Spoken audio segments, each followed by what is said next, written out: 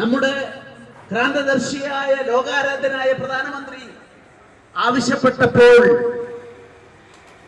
റഷ്യയും ഉക്രൈനും രണ്ട് രാജ്യങ്ങളും ഒരു 3 മണിക്കൂർ സമയം ഇന്ത്യയുടെ ത്രിവർണ്ണ പതാക കുത്തിക്കൊണ്ട് അതിന്റെ പതാകയും എന്തിക്കൊണ്ട് പോകുന്ന ആളുകളെ വെടിനിർത്തൽ പോലെ ആ 3 മണിക്കൂറിൽ പോകാം, ആരെയും ആക്രമിക്കില്ല, മുഴുവൻ ആളുകളെയും തിരിച്ചെത്തിച്ച മഹാനുഭാവന്റെ പേരാണ് നരേന്ദ്രമോദി.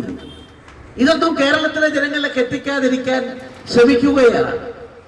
ഞാൻ വാചാലമായി സംസാരിക്കാൻ ആഗ്രഹമുണ്ടെങ്കിലും എന്റെ പരിമിതി ഞാൻ പറഞ്ഞല്ലോ.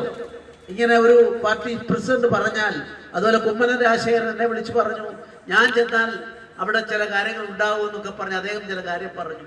എനിക്കറിയില്ല അവിടുത്തെ പരിസ്ഥിതി. ഏതായാലും അങ്ങനെ ആവശ്യപ്പെട്ടപ്പോൾ ഈ ഒരു ദിവസം കൂടിയേ ഉള്ളൂ, അതുകൊണ്ട് എനിക്ക് പോകേണ്ടതായിട്ടുണ്ട്. നമ്മളൊന്ന് മനസ്സിലാക്കുക, നരേന്ദ്രമോദി 2014 അധികാരം ഏറ്റെടുക്കുമ്പോൾ ആ മനുഷ്യൻ ജീവിതം മുഴുവൻ നാടിനു വേണ്ടി സമർപ്പിച്ച, വ്യക്തി ജീവിതമില്ലാത്ത, നാടിനു വേണ്ടി മാത്രം അഹോരാത്രം പടിപ്പെടുന്ന 4-5 മണിക്കൂർ മാത്രം ഉറങ്ങുക. ഇപ്പൊ കേരളത്തിന്റെ കാര്യത്തിൽ അദ്ദേഹത്തിന് പ്രത്യേക ശ്രദ്ധയാണ്. 2014 അദ്ദേഹം അധികാരം ഏറ്റെടുക്കുമ്പോൾ ഇന്ത്യയുടെ ലോകരാജ്യങ്ങളുടെ കൂട്ടത്തിൽ സാമ്പത്തികവും സൈനികവും എല്ലാം പരിശോധിച്ചോളൂ. ഞാൻ സാമ്പത്തികം മാത്രം പറയാം.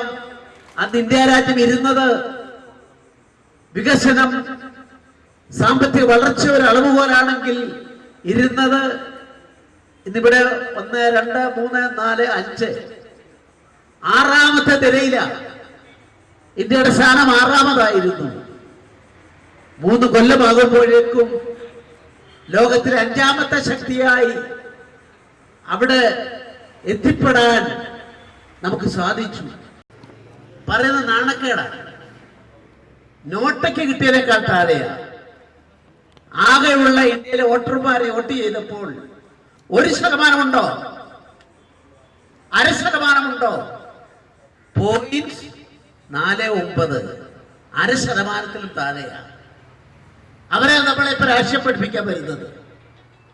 പിണറായി വിജയന്റെ പാർട്ടിയോട് ഞാൻ ചോദിക്കുന്നു, 9%, 10% വരെ വോട്ട് കിട്ടിയ ചരിത്രമുള്ള കമ്മ്യൂണിസ്റ്റ് പാർട്ടി CPM 44 MP-മാരെ ഒറ്റയ്ക്ക് ജയിപ്പിച്ച് പ്രധാന പ്രതിപക്ഷമായിരുന്ന പാർട്ടിയോട് ഞാൻ ചോദിക്കുന്നു, ഈ കഴിഞ്ഞ ലോക്സഭാ തെരഞ്ഞെടുപ്പിൽ നിങ്ങൾക്ക് കിട്ടിയ വോട്ട് എത്രയാ? ഒരു 2% ഉണ്ടോ? 1.76. ഈ ഗതികേടിൽ എത്തി നിൽക്കുകയാണ്. ഈ തെരഞ്ഞെടുപ്പോട് അത് കഴിയാൻ പോവുകയാണ്. അതുകൊണ്ടാണ് ഞാൻ പറയുന്നത്, ഈ ഉപ്പുവെച്ച കലമതി ഞാൻ പറഞ്ഞ അതുകൊണ്ടാണ്. നിങ്ങൾ ഇല്ലാതാവുകയാണ്. ഇപ്പൊ കോഴിക്കോട് നിങ്ങൾ ആ മെഡിക്കൽ കോളേജിൽ പോകുന്ന ഒരു സ്ഥലമുണ്ട്, കമ്മ്യൂണിസ്റ്റ് പാർട്ടിയുടെ കോട്ട. ആ ഡിവിഷനിലാണ് പ്രേമജവും ഈ കഴിഞ്ഞ ഗവർണറും എല്ലാം ജയിച്ചിട്ടുള്ളത്.